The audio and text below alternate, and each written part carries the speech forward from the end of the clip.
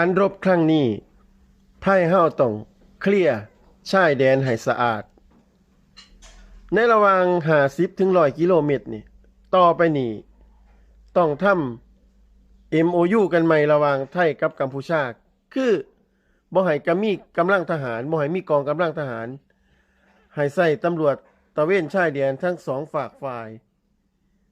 ทั้งสองประเทศ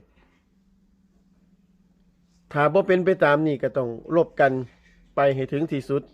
จนกว่าชายแดนของเฮานี่จะมีความปลอดภัยประชาชนมีความปลอดภัยในชีวิตและทรัพย์สินประชาชนในเขตแนวชายแดนนะครับบ่แม่นว่าให้เขมรเอาปืนใหญ่เอารถถังเอาเครื่องยิงลูกระเบิด BM 2001 BM 21มาจ่อแนวชายแดนไว้เนี่ยจักสิยิงมามื้อใดก็บ่ฮู้เพราะฉะนั้นเราต้องเคลียร์ชายแดนให้สะอาด